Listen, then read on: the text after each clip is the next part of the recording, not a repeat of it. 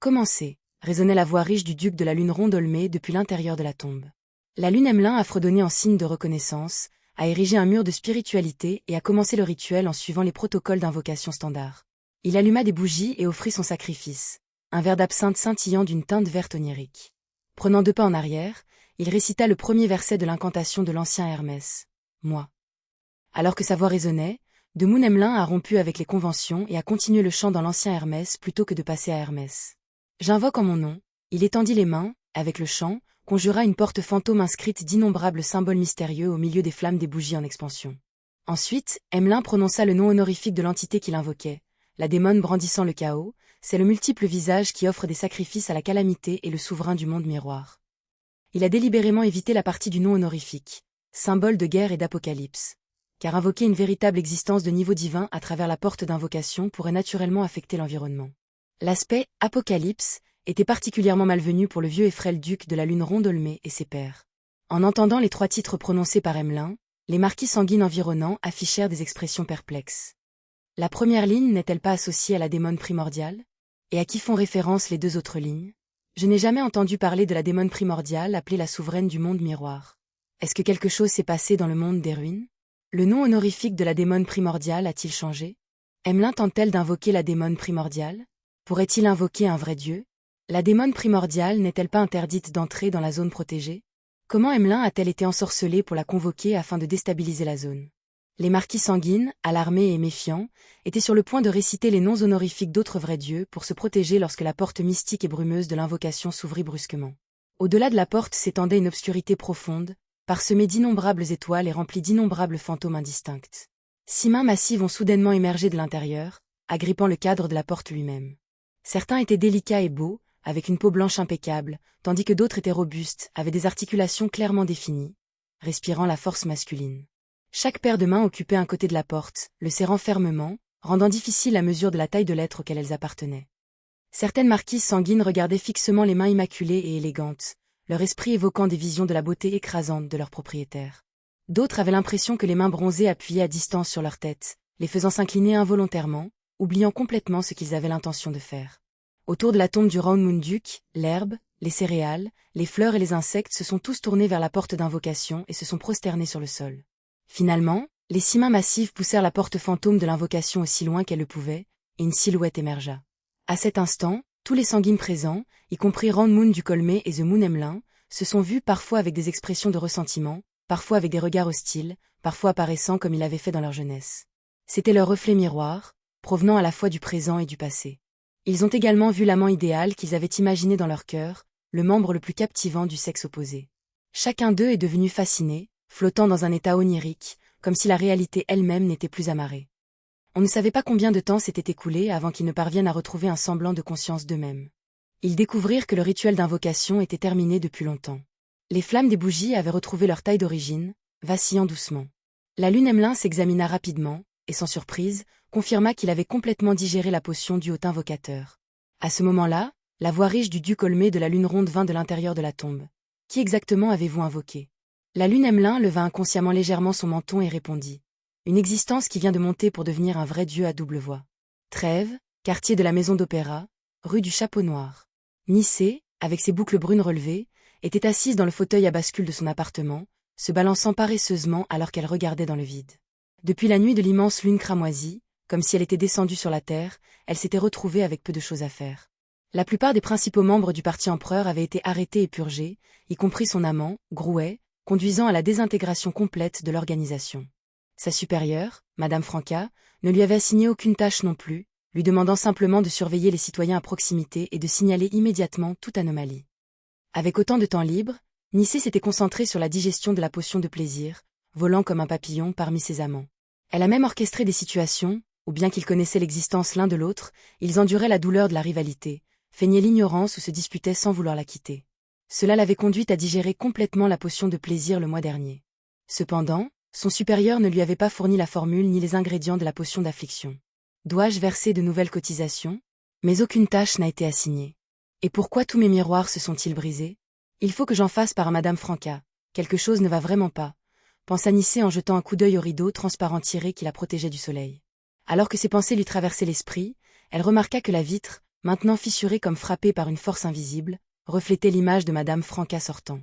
Elle portait une queue de cheval et une tenue de chasseur. Nicée ne s'est pas immédiatement levée pour saluer son supérieur. Elle se sentit momentanément abasourdie, frappée par la beauté bouleversante de Franca. Sa supérieure était devenue encore plus radieuse, si fascinante que Nicée ne pouvait détourner le regard, si belle qu'elle lui faisait oublier tous ses soucis et tout le reste. Plusieurs secondes se sont écoulées avant que Nicée ne sorte de sa transe et ne se lève précipitamment pour la saluer. « Bon après-midi, madame. »« Bon après-midi, » répondit Franca avec un sourire. Nicée fut momentanément éblouie par ce sourire et laissa échapper. « Madame, avez-vous encore avancé ?» Franca ne le cacha pas, hochant doucement la tête. « Je suis maintenant un ange, une démone de la catastrophe. » Un ange? Nicée resta sans voix. Elle se souvient que lorsqu'elle avait été affectée pour la première fois au commandement de Madame Franca, son supérieur était une déesse de l'affliction de la séquence 5, alors qu'elle était elle-même une sorcière de la séquence 7. Maintenant, elle n'avait avancé que d'un rang pour devenir une déesse du plaisir de la séquence 6, mais Franca avait gravi plusieurs séquences pour atteindre la séquence 2 et devenir un ange. Se pourrait-il qu'avancer au-delà de la séquence 5 dans le royaume des demi-dieux ait été plus facile que d'avancer dans les rangs inférieurs? C'est impossible. Remarquant l'expression choquée et perplexe de Nicée, Franca ressentit également un pincement au cœur. Oui, cela ne fait pas longtemps, mais maintenant je suis une déesse de la catastrophe. Mais je préfère revenir à l'époque où j'étais juste une déesse de l'affliction. En tant que démone de la catastrophe, la capacité principale de Franca tournait désormais autour des catastrophes, englobant à la fois les calamités naturelles et celles provoquées par l'homme. Cela s'étendait à certaines autorités et concepts abstraits.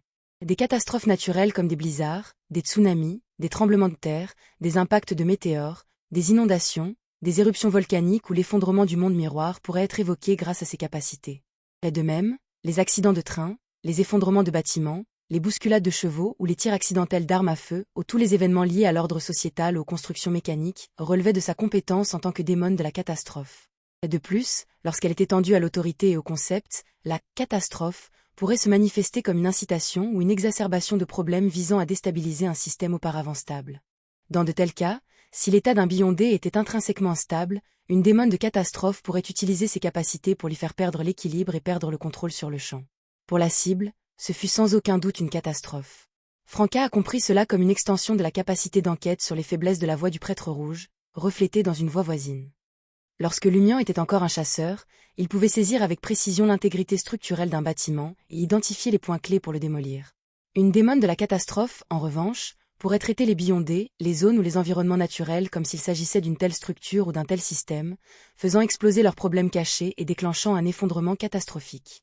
Lorsqu'il s'agissait de perturber la stabilité et de déclencher une catastrophe, la principale différence entre les deux résidait dans leur approche.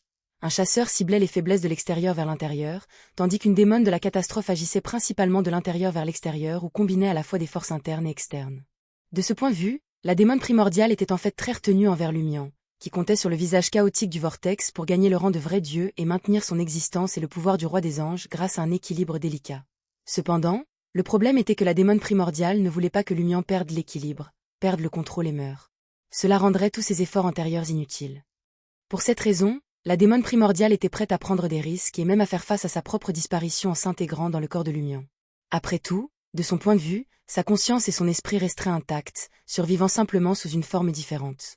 Les catastrophes exercées par une démone de la catastrophe se sont également manifestées comme des malédictions du destin. Franca pouvait désormais créer des objets ou laisser des mots qui, sans contacter directement la cible, amènent ceux qui ont touché l'objet ou entendu les mots à rencontrer une catastrophe après l'autre dans leur vie ultérieure. Ces autres capacités avaient également été améliorées en conséquence au niveau angélique. Par exemple, ces agents pathogènes mystiques pourraient désormais éroder et influencer les corps de créatures mythiques complètes.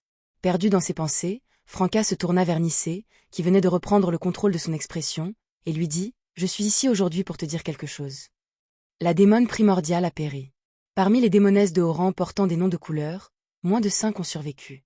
La secte des démones a effectivement été anéantie. Ah! Nicée a momentanément oublié l'avancement de son supérieur au rang d'ange. Et nous? Et les autres démones? Les autres démones? À l'exception des démonesses de haut rang impliquées dans les premiers événements du monde miroir, la plupart des démonesses ont été incorporées dans la zone protégée. Par la suite, certains ont été pourchassés, certains se sont rendus directement aux organisations officielles, et d'autres ont échappé à la zone protégée pour rejoindre les restes de la secte des démons dans le monde des ruines.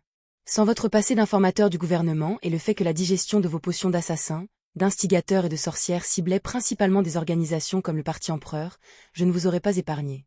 Franca sourit et dit à Nicée. Nous n'avons rien à craindre. J'étais l'un de ceux qui ont détruit la secte des démons. Nicée était abasourdie. Elle se sentit à la fois surprise et pas surprise. Madame Franca est une sainte de l'église du Fou. Mais si je sais cela, la démone de noir et les autres ne le sauraient-elles pas aussi? Madame, y a-t-il quelque chose que je dois faire? Nicée a rapidement exprimé son intention de poursuivre sa loyauté. Franca sourit en réponse. Dans un mois, j'aurai quelque chose à te proposer.